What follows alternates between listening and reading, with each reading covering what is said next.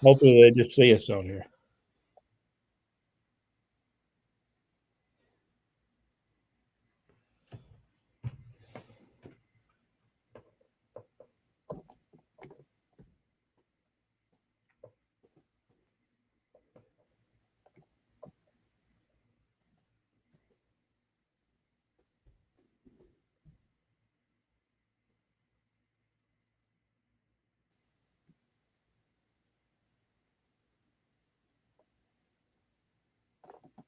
All right, let me just see if I can send everybody a link and say, here we are.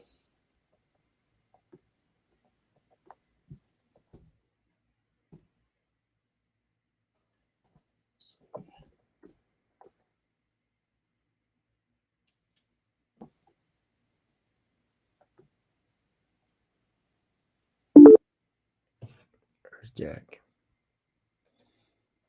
I believe that was my doings. Because I was trying to get in and it wouldn't let me come on. All I heard from Brent was oops, and then I was the only one still there. I think you ended it when you went to go live.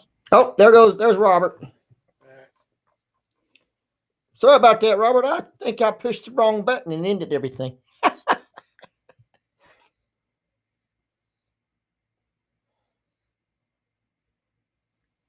All right, go ahead and talk amongst yourself. I'm going to send everybody. Send it on, my friend. Send it on. Send everybody a link again and tell them we got cut off. So,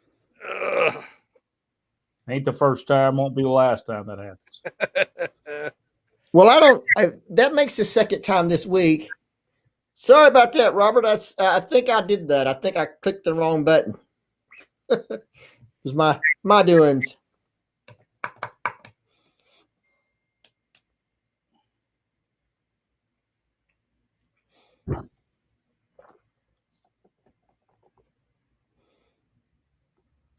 He just said he had to re-enter the link, and that was it on his.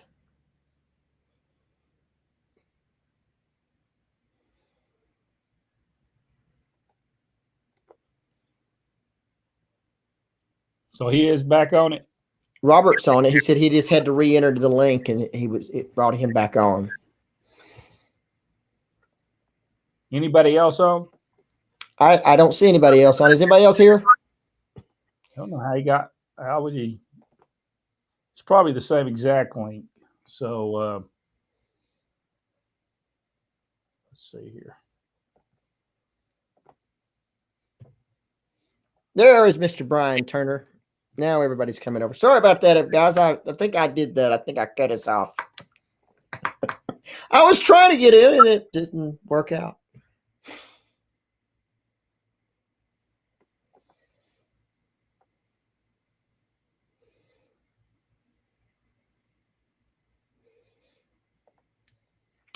Robert was asking, was anyone surprised by Daniel Bryan's loss?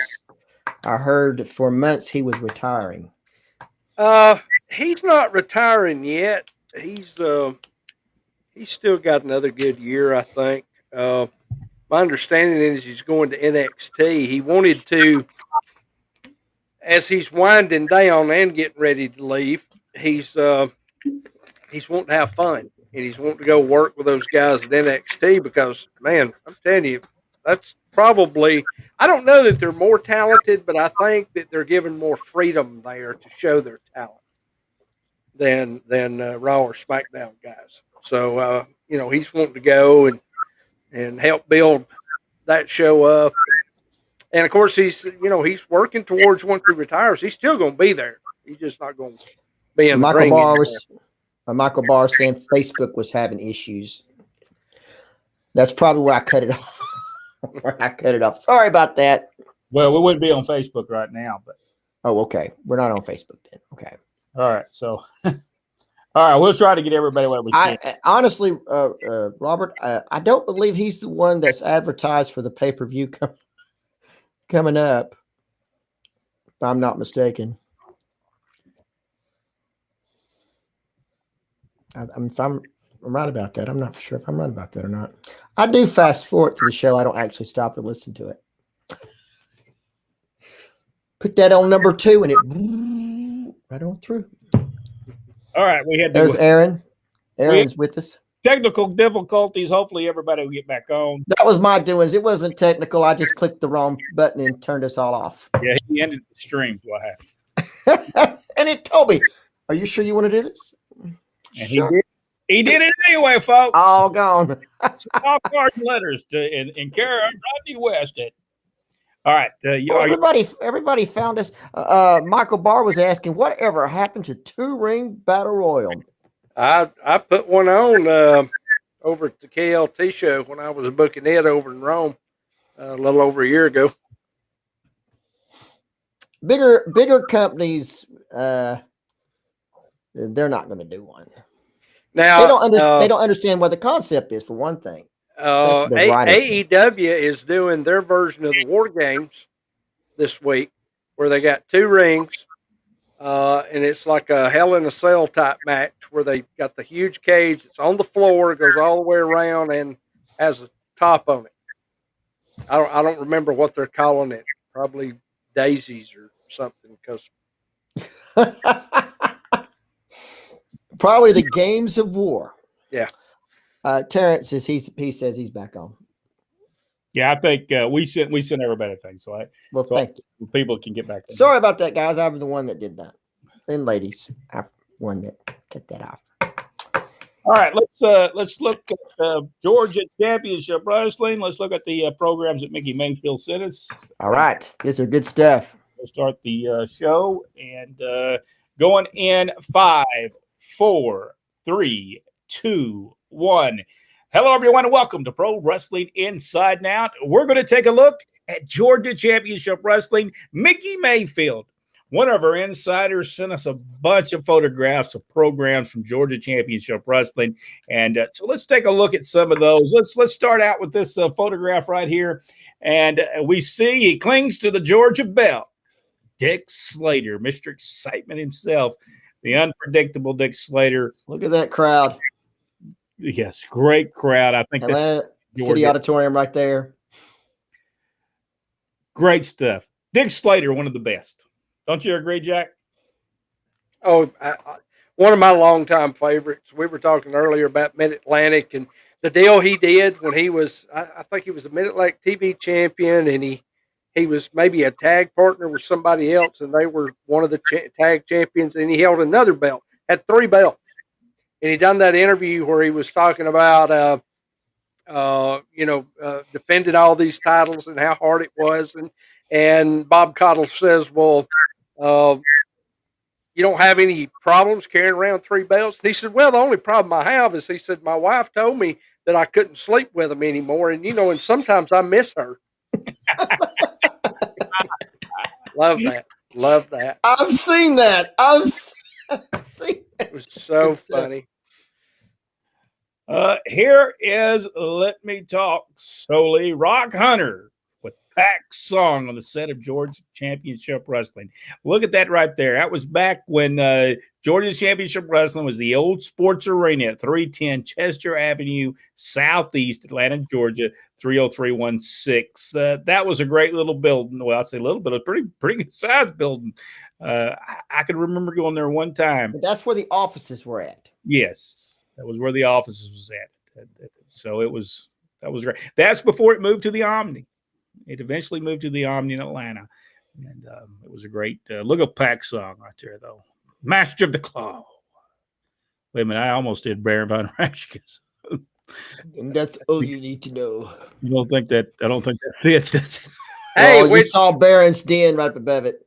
By the way, the Baron has a new documentary that's being released. They're doing a big film festival somewhere, I guess wherever he lives, and they're releasing it. But they've been working on this documentary since 2013. Wow.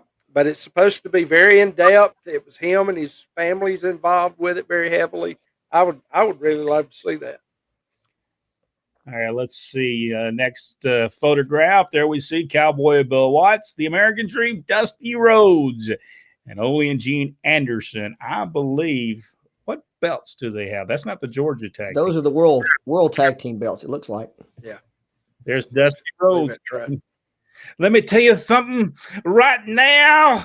Ole Anderson, I'm going to kick your booty down in Atlanta. Oh, it should have been Atlanta City. At the Atlanta City Auditorium. I remember this program. Let's see, was Watts and Dusty against them? Yeah, I think so. Is that what's coming? Probably. We got a behind there. It says Nikita Koloff School of Wrestling. I didn't know he had a school.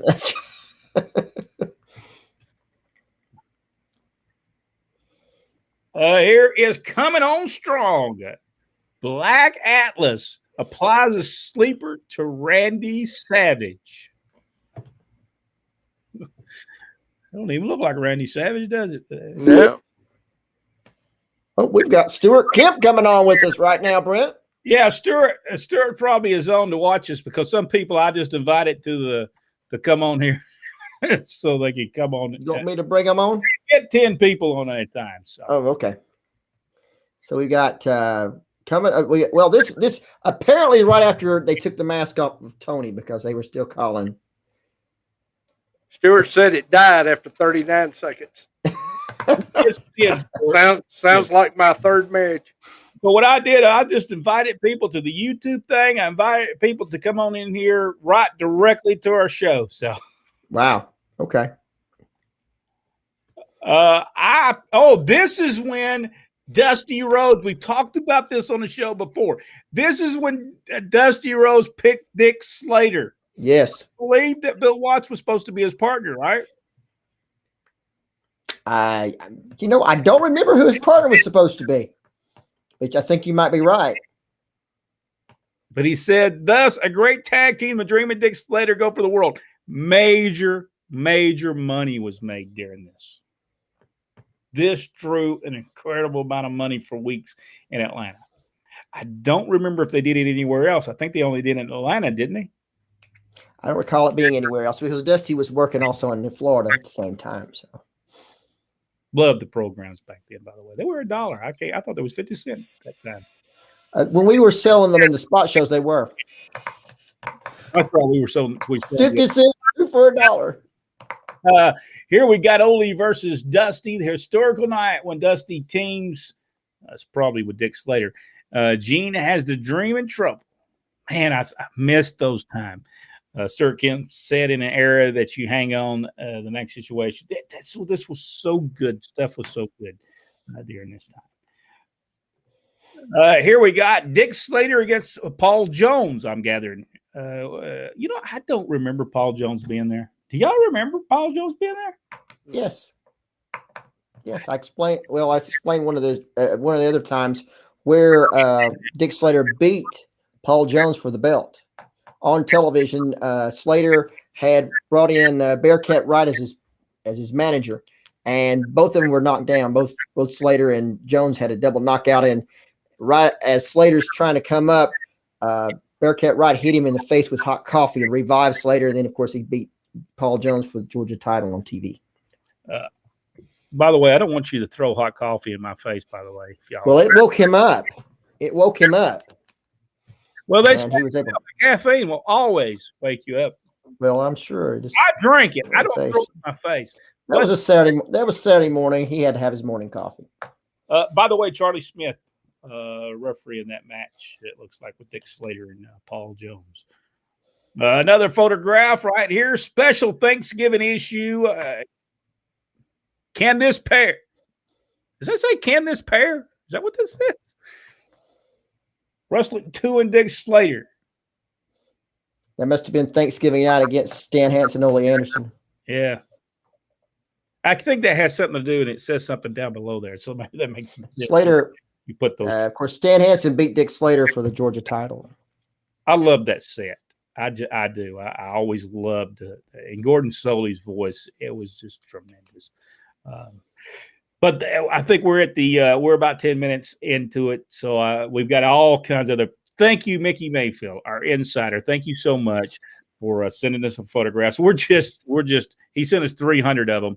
We've just started to look at this. That's some good times right there. Good times, Georgia Championship Wrestling in the 1970s. This are all 1970s. If you enjoyed this video, give us the big thumbs up. Subscribe to the page if you haven't already. Go one step further. Hit that notification bell. And share the video. We'll see. I missed the bell. Right beside it. Well, at least you didn't fall asleep like Klondike Bill has several times. He used to fall asleep, and I used to have to hit him to tell him the match was over. Thank you so much. We'll see you on the next video right here on Pro Wrestling Inside Now. Stuart, we got you in here. We got you just right here live and in person. Yeah, don't. Well, now I won't be there. Now I will not be in Arab, Alabama. Well, he's talking about Jack with the belt. I ain't going to be out there. Victor he's asking if this is live or what. This is live. And what? Who asked if it was live? Victor Nash. Well, we are live. But Stuart, the promoter told me the other day, he said, man, all this big light and sound system we got, he said, can you run it too? To which I replied, no. You better go hire somebody. I know what my job is, and it don't involve volume control. Stuart's saying don't use a coffee can.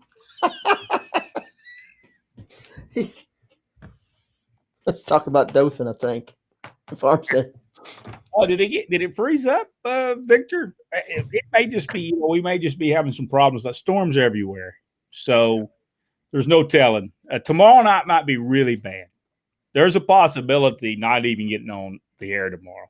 We're going to do our best, but there is a possibility that it may not happen. But we are live. Michael Barr said, right, Brent. Private chat keep on coming up. I mean, right, Brent, if one was a fan of wrestling in the past, the fans felt like they were involved in the match. Yes, they did. They did feel like they don't think they're just watching it like they're watching a movie now. Yeah. They're not invested into it. They don't care who wins and loses. And it's because the way they're doing it. It's not because they couldn't get involved. It's they don't let them get involved. There's a difference. I mean, at least I think so. I mean, we all have different opinions. And, as Dad used to say, everybody has an opinion. So, Victor Nash asked the question. That's not what he said. Well, I don't want to go what he said. Well, then why mention it? Well, I thought about it, and I thought I better not even go there. You know what the saying is, people. You know what it is. Yeah, y'all know what the saying is. You guys has to do with holes. Everyone has one. It's like they have opinion. I thought I just wouldn't go there. Hey, did you guys hear that the News W has opened the Forbidden Door and are about to work with MLW? I did hear that. Yeah, well, that's not really a forbidden door. I mean, they worked with ECW back in the day. They had a working relationship with Evolve Wrestling. The pandemic ended Evolve. They just couldn't survive. And WWE wound up buying their tape library, hired several of their talents, and presenting all that stuff. And oh gosh, I can't think of the guy that ran it. But they are developing a developmental show for NXT now, and that guy that was over Evolve is going to be over the new show. Gabe Sabowski or something like that. Something like that, yeah. Michael Barr said, it would be neat today to see World Heavyweight Champions if they could fight, face, and heel really tough, get the fans' attention. It can be done. Stuart said it'd be interesting to see once this Sapolsky Gabe to the rest of us. This is true. He said, I love the Cadillac tournaments was tremendous. I always liked when they did the Cadillac tournaments. It always made it be. He said he's sorry he mixed two messages during it. Brian Turner. Let me close it down. I've always heard stories about the sportatorium in Dallas being a little on the dirty side. That's what I've heard. Now, I've never been there. As far as rodents and such. Were there any arena that you guys went to that had anything like that? Columbus was the prettiest building in the world. Well, actually, the sports arena in Atlanta, that had rats in it. And actually, Atlanta City Auditorium did one of the reasons they closed it. Well, Yeah. Boutwell was bad with rats too. Well, that was the humankind, but All right, we better get this together, get this done, and because we got about 15 minutes. Let's rock and roll, then we'll talk to everybody some more. By the way, we're just showing some photographs. I'm actually going to do it this time, I hope. Going in 5, 4, 3, 2, 1. Hello, everyone, and welcome to Pro Wrestling Inside and Out. Rodney already having a good time on this program, on this video, and smiling and laughing. And that's what we're here for, smiling, laughing, having a good time. We just don't take this serious. Let's just have a good time here on this program. Do y'all agree with that? Well, who's I'll drink to that. Serious? It's lemonade, but I'll drink to it. Welcome, folks. We're going to show you some photographs from my own collection over here. And first, we were going to show, and Rodney will remember this. Jack will remember this. Here is Adrian Street and Wendell Cooley. Let me see if I can maximize that right there. Adrian Street, looking good. Yeah. Just overlook the fingernails. I'm a printer. They're not dirty. They just got ink on them. They had great matches. Y'all agree? Oh, yeah. Tremendous matches. One thing about Adrian Street, though, he did the same thing here, Continental, that he did when he was in Mid-Atlantic. Mid-Atlantic, same exact things. He did the same thing with Jimmy Valiant that he did with Wendell Cooley. Never realized that until I started doing the research on Adrian Street. Same exact stuff. It could be done back then, though, because TVs didn't overlap like it wasn't on cable television.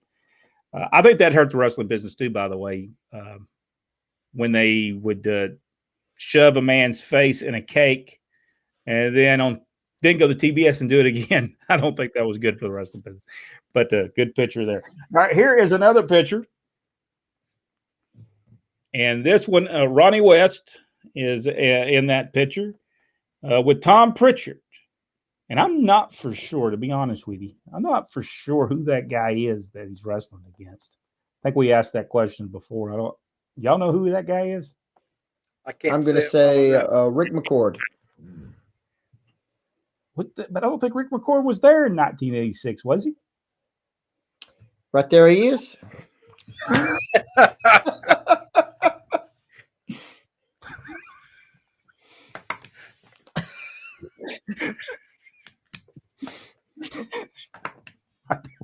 Well, he was. Let's see. Okay,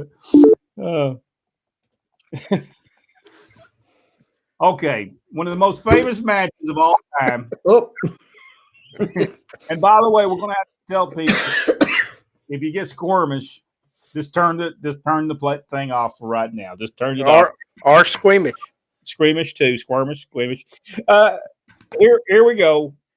Brad Armstrong versus Jerry Stubbs at the Boutwell Auditorium in 1986. One of the best matches I think I'd seen. But poor old Brad cuts himself so bad he has to go to the hospital that night. He loses a ton of blood. The Continental Heavyweight Championship on the line. Here's the picture. I won't go big on this because, but look at this. Rodney, you remember the match? Yes, I do. Tremendous match. And I think here's Jerry Stubbs from that, I believe, from the same night. I'm not for sure, but I believe it is. Yeah, we put those in the program. Big for all to see. You got to be very careful on YouTube. They get a little A little upset about that. But that was one of the greatest matches. Brad Armstrong, Jerry Stubbs had some of the greatest matches of. Jerry Stubbs does not get the credit he deserves. He's had some great matches with everybody he ever come in contact with. I mean, just tremendous. Even as when he was the Matador, he even had some good matches with Oxback.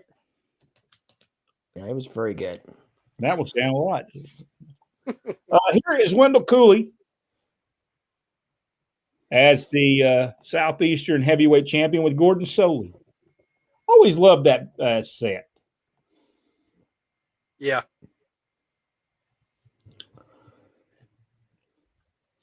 Great picture of Wendell Cooley. Wendell Cooley was over in, by the way, for those of you who don't know who Wildcat Wendell Cooley is, great wrestler. We've also talked to Wendell Cooley. He's gonna come on and do an interview with us soon. And here is Steve, Dr. Death Williams. I think this picture, Rodney, if I'm not mistaken, this was pre-tag team with Ted DiBiase, wasn't it? Yeah, this looks like right at the beginning, because by the time he gets with DiBiase and he's trimmed down quite a bit. Jack, what did you think of Steve Williams as a athlete, as a wrestler? I like Steve. I met Steve several times, and he was a really nice guy. I really thought by the time he got to WCW, he had gotten pretty good in the ring. And I saw a lot of the Japan stuff with him and Terry Gordy tagging, and I thought he did great over there. Well, here's one. Captain Redneck, Dick Murdoch. On the set of, I think at that time it was World Championship Wrestling. I don't think he ever was there in Georgia Championship Wrestling, was he? I don't remember him being there. Boy, we had some good. This was probably one of them times we rode down with him to Carrollton. Was Columbus TV being done then, or did we ride on down to Carrollton, Georgia? Seems like we went to Carrollton. I think so too. This man was hilarious. He was hilarious, and learned so much from him about the wrestling business on those trips. If they would have just done what he asked them to do back then, for some reason, that was it. That was getting to the era where bookers wasn't listening to the talent. It just wasn't. But if they would have listened to what he had come up with, he come up with some good stuff. Georgia would have drew with him. Incredible stuff, wasn't it, Rodney? Yes, and Dick Murdoch was perfect for Georgia. Yes. Absolutely perfect for Georgia. Let's see here. Here's Mike Golden. Choking Steve Armstrong. I think that's an illegal maneuver. That is an illegal maneuver. I can't believe Mike would do such a thing. Pretty good crowd that night. If you look here in the background there, I have. Do y'all remember the big gold robe that he used to wear? Yes. I have that hanging in my house right now. When we go to Texas, I'm taking that to the Hall of Fame to be as part of the museum. Good deal. Mike Golden and Steve R. Mike Golden was very good. Yeah. But this was. I think they were there for 2 weeks, wasn't they? These because the person that was taking these pictures was the people with the Wrestling Fans International Association. I guess it was WFIA. I believe that was the name of that. And they would come to. Everybody got it. Everybody but me and Rodney got some kind of award that year. Yeah, that's the reason I boycotted the whole thing. Good picture, though. That lady took some great pictures. I tried to get in touch with her, but I can't find her anywhere. But she took this picture as well of Tom Pritchard, Lord Jonathan Boyd. See, I think that was a different week. It looked like there's more people in that other picture. Yeah. But State Fair Arena never drew as good as the Boutwell Auditorium. It just was. For some reason, it just did not draw. Well, it wasn't a good neighborhood that surrounded it. This is true. And then here, Fabulous Freebirds. We gave those away, by the way. Yes, we did. They were in a packet that they were trying. Let's see. No, they were. Yeah, we gave them away, and then later on we sold them. Yeah, but we went to Chad. We went to a bunch of towns and gave these away. Chattanooga, Tennessee.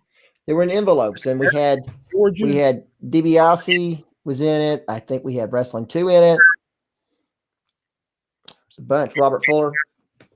Yeah, this was when they were the.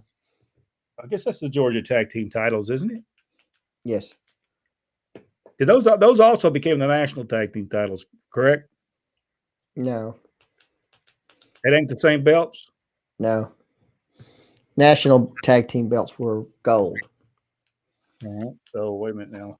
Which one did Tommy Rich have on here?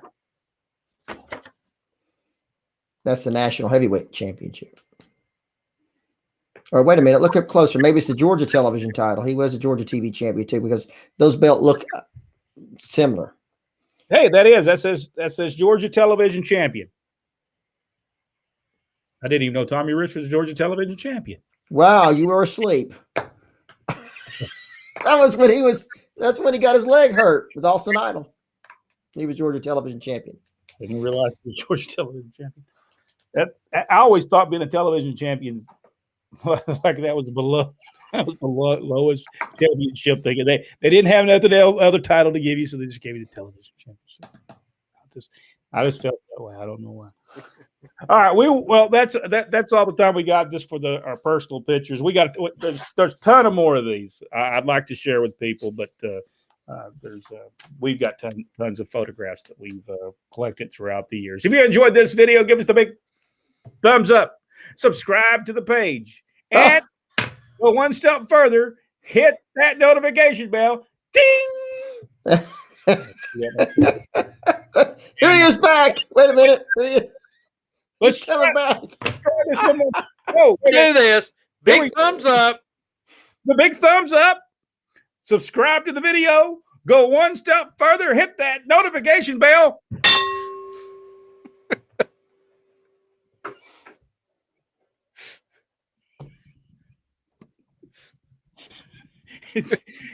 Share this video. Tell people we just showed you a couple of pictures, Tommy Rich and this. We just had fun showing some photographs. Thank you so much. We'll see you in the next video right here on Pro Wrestling Inside Now.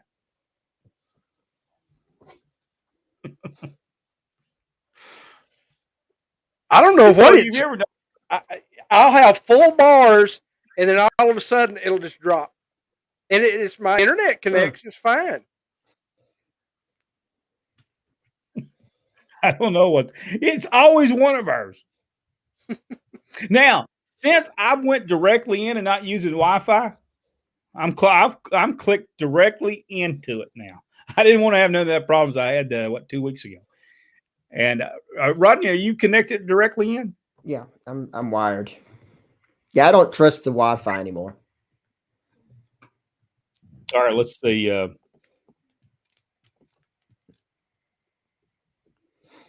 Thanks, Jack. I appreciate what you said on the show earlier. You paid your dues years ago. Victor Nash, Jack. They showed a promo. Eva Marie is returning to Raw. I liked Eva Marie. I didn't think she could wrestle a lick, but man, she was pretty.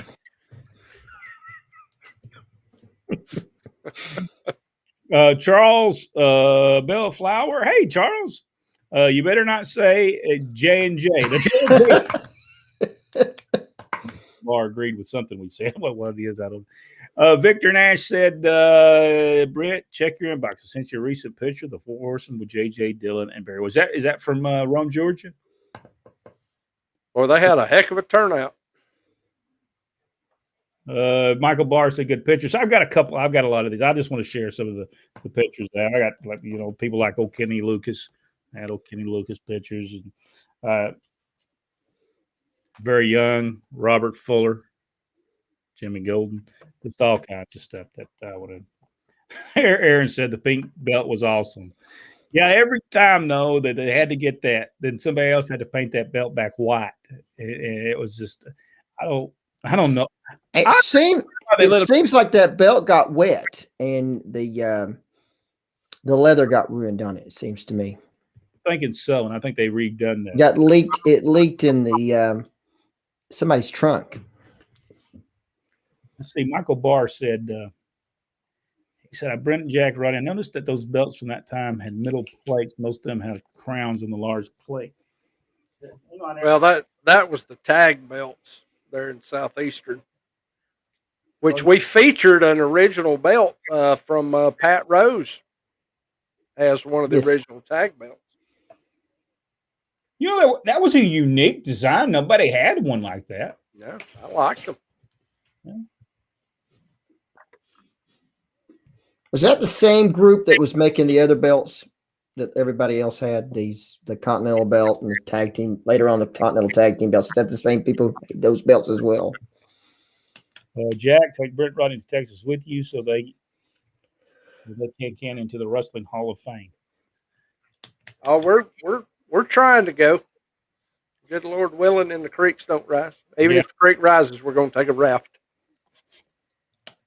Well, Rodney, what was you asking? I was asking if those belts were the same, came from the same company that made the other ones, like the U.S. Junior belt and the Continental belt, that group. I don't think so.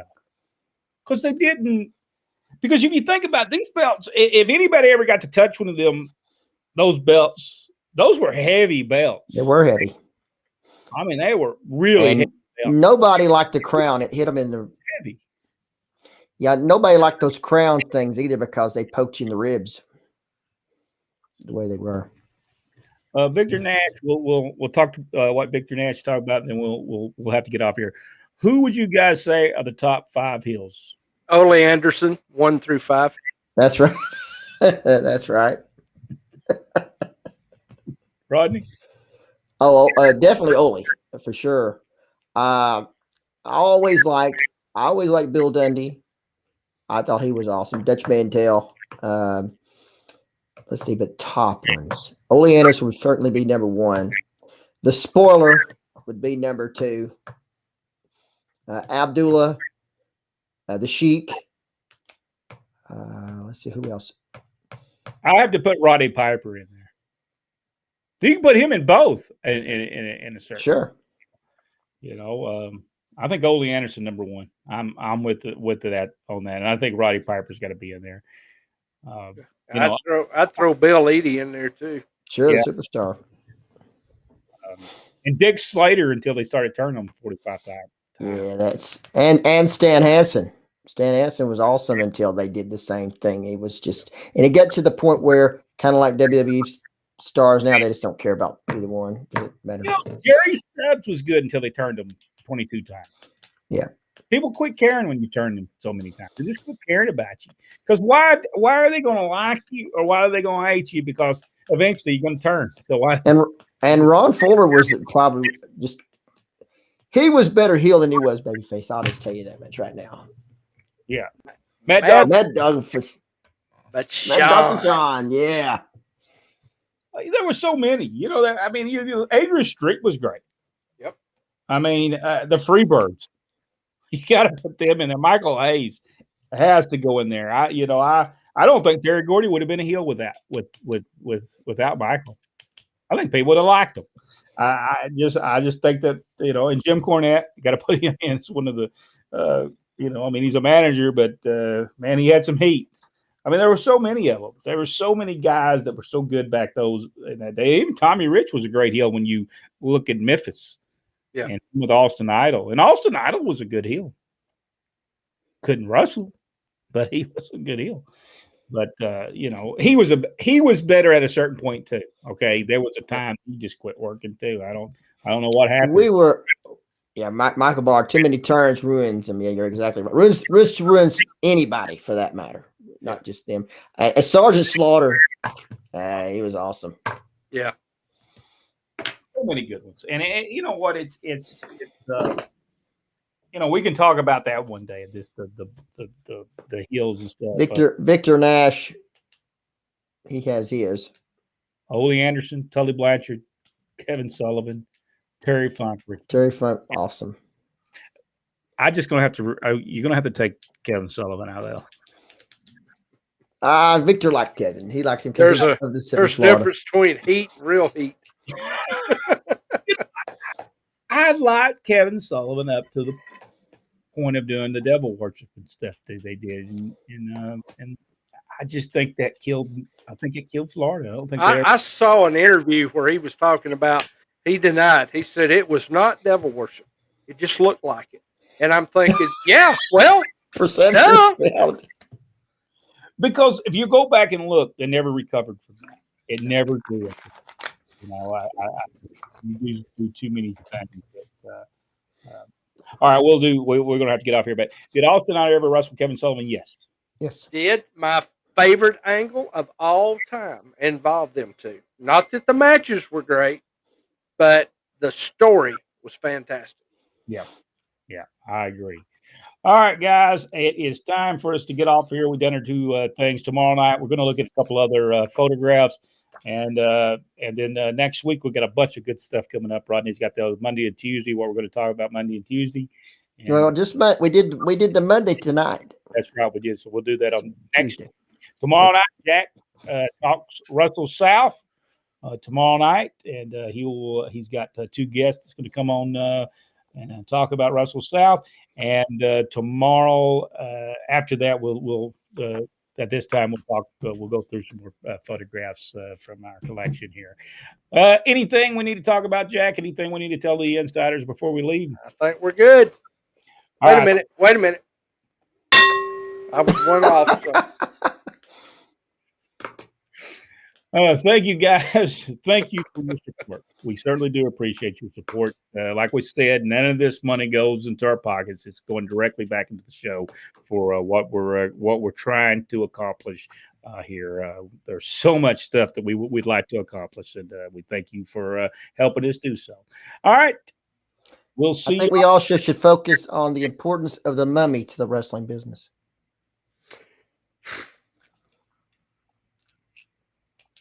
All right. Great night. Sure says great night of action always.